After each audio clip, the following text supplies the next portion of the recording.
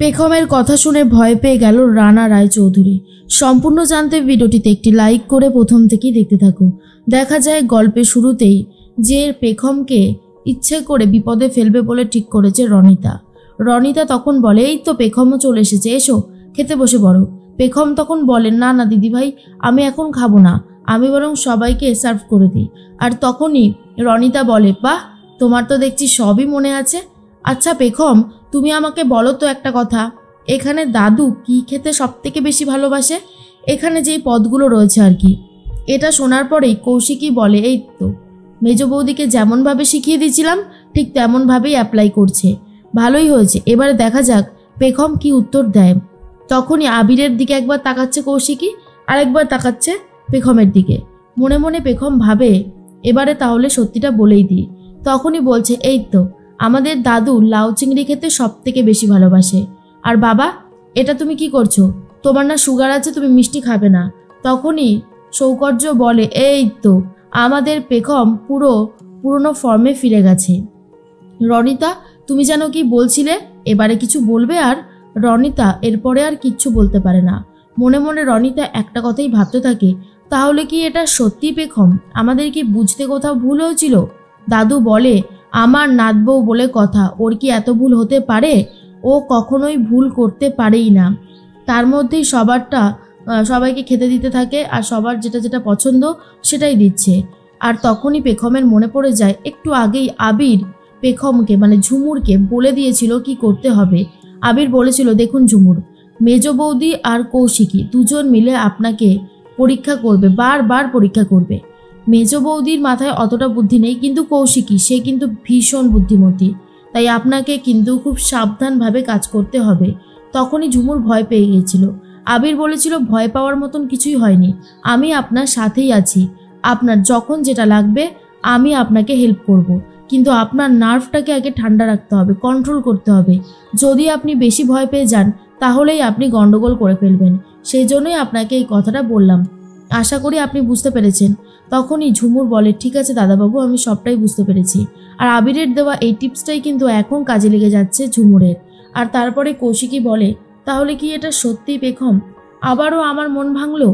এর মধ্যেই সৌকর্য বলে, আমি জানি কৌশিকী, তোমার সম্বন্ধে একটা কথা বলছি, তুমি আবিরকে ভালোবাসো। পেখম নেই শুনে তুমি ব্যাঙ্গালোর থেকে এখানে এসেছিলে আবিরকে বিয়ে করবে বলে, কিন্তু সব কিছুই হয়তো শেষ হয়ে গেল। পেখমের ফিরে আসাটা তোমার জন্য খুব একটা সুখকর হলো না। এর মধ্যেই স্বর্ণালী বলে, হ্যাঁ, আমি এই ব্যাপারটা নিয়ে কথা বলতামও, আমায় ক্ষমা করে দাও কৌশিকী, আমি সত্যি এবারেও দুঃখিত। কৌশিকী তখন বলে, এ বাবা না না, তোমরা ক্ষমা চাইছো কেন? আবিরের ভালোবাসার মানুষ যে ফিরে এসেছে এটাই তো অনেক বড় কথা। আমার একদমই কষ্ট হচ্ছে না, বরং আবিরকে দেখে আমার আরও বেশি করে খারাপ লাগতো। আবির যে পেখমকে ফিরে পেয়েছে এটাই তো অনেক বড় কথা। তখনই কাকিমণি বলে, এবারেও তাহলে কৌশিকী তোমাকে ফিরে যেতে হবে। কৌশিকী তখন বলে, হ্যাঁ ফিরে তো যেতেই হবে, তবে আমি বলছিলাম যে আমি তো অনেকটা লম্বা ছুটি নিয়ে এখানে এসেছি, আর 10-15টা দিন যদি আমি এখানে থাকি তাহলে কি তোমাদের খুব অসুবিধা হবে কাকিমা? স্বর্ণালী তখন বলে, কি যে বলো না কৌশিকী, 1-2 মাসও তুমি থেকে যেতে পারো, আমাদের কোনো আপত্তি নেই। তুমি যে সব কিছু বুঝেছো, ব্যাপারটাকে হালকাভাবে নিয়েছো, এটাই অনেক বড় কথা। আবির মনে মনে ভাবে, কৌশিকী খুব কষ্ট পেল, কিন্তু আমার কিছু করবার নেই, আমি যেই খেলায় নেমেছি সেটাকে আগে শেষ করতে হবেই। এরপরেই দাদু আর ঠাম্মি পেখমকে নিয়েই গল্প করতে থাকে। দাদু তখন বলে, পেখমের এই ফিরে আসাটায় কে খুশি হয়েছে জানি না, সব থেকে বেশি খুশি হয়েছি আমি, কারণ আমার বধূয়া ফিরে এসেছে আমার বাড়িতে, এটাই আমার কাছে অনেক বেশি সুখকর একটা খবর। এরপর রনিতাও আর কিছু বলতে পারে না, আর কৌশিকীও কিছু বলতে পারে না। অন্যদিকে অভিতাজ রানা রায়চৌধুরীর ঘরে চলে এসেছে, আর সেই দেওয়ালের দিকে লকারটা দেখতে থাকে। এটা দেখার পরেই ভাবতে থাকে যে রানা রায়চৌধুরী কি এখানে রাখতে পারে। এরপরেই পেছনে রয়েছে রানা রায়চৌধুরী, আর বলে, কি ব্যাপার অভিতাজ, তুমি আমার ঘরে স্টাডি রুমে? তখন অভিতাজ বলে, না আসলে আঙ্কেল এখান থেকে যাচ্ছিলাম, তবে একটা জিনিস দেখতে পেলাম, আমাদের ঘরে তো কোনো এরকম প্রাইভেট লকার ছিল না, মানে আমি বাবাকে তো কখনো বানাতে দেখিনি। তখনই রানা রায়চৌধুরী বলে, হ্যাঁ হ্যাঁ তুমি ঠিকই বলছো, ছিল না। আসলে এখনকার দিনের মানুষকে তো আর বিশ্বাস আর ভরসা করা যায় না। কিছু গুরুত্বপূর্ণ কাগজপত্র আমি ওই প্রাইভেট লকারটার মধ্যে রেখে দিতাম, এখন অবশ্য সব কিছু নিয়ে নিয়েছি, এখন আর লাগবে না, এই চাবিটা তুমি রাখো। তোমার যদি কোনো অফিসের দরকারি কাগজপত্র রাখার ব্যবস্থা না থাকে তাহলে তুমি এখানে রাখতে পারো। এর মধ্যে অবিতাজ বলে থ্যাংক ইউ আঙ্কেল। মনে মনে অবিতাজ ভাবতে থাকে, রানা রায়চৌধুরী তুমি আর কোথায় পালাবে, তোমাকে তো আমি ধরবই। অবিতাজ ফোন করে আবিরকে আর বলে, আবির তুমি ঠিকই বলেছিলে, এখানে একটা লকার রয়েছে।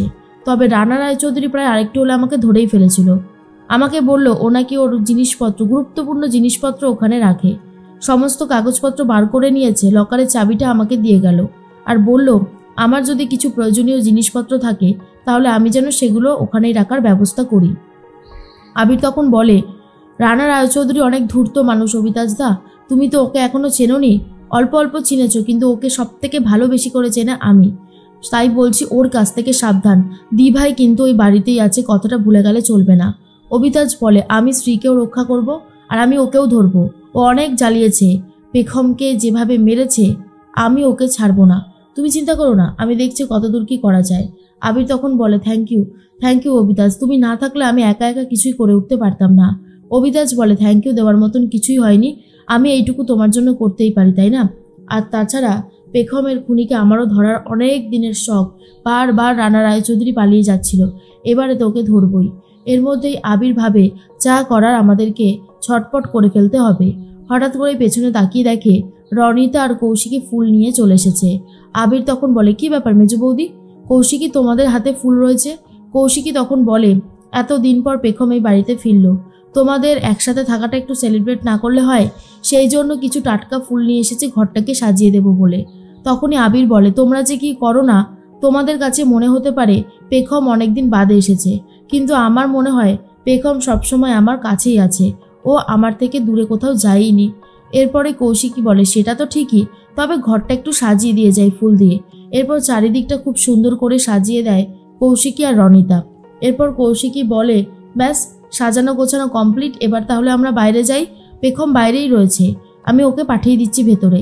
পেখমকে বলে, যাও পেখম, এবার তুমি ভেতরে যাও, আমাদের কাজ কমপ্লিট হয়ে গেছে, ভেতরে গিয়ে দেখো তোমার ঘরটা কত সুন্দর করে আমরা সাজিয়ে দিয়েছি। এরপর পেখম তো চলেও আসে ঘরে, আর আবির দরজার ছিটকিনিটা তাড়াতাড়ি করে লাগিয়ে দেয় যাতে রনিতা আর কৌশিকী কোনো কিছু সন্দেহ করতে না পারে। ঝুমুরের একটু অস্বস্তি হতে থাকে, কারণ যতই হোক আবির তো দাদাবাবু আর ঝুমুর তো আর পেখম নয়, সেই জন্যই একটু অস্বস্তিতে পড়ে যায়। আবির তখন বলে, আমি জানি তোমার একটু অস্বস্তি হচ্ছে, সেটা হওয়াটাই স্বাভাবিক, এসব নিয়ে তুমি ভেবো না।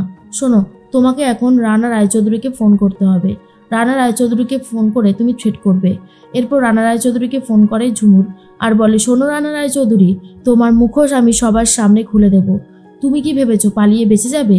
আমি তোমাকে বাঁচতে দেব না। আর যেই না বলেছে, রানা রায়চৌধুরীর অবস্থা খারাপ হয়ে যায়। রানা রায়চৌধুরীর ওপর নজর রেখেছিল অবিতাজও বুঝতে পেরে যায় এটাই হলো রানা রায়চৌধুরী।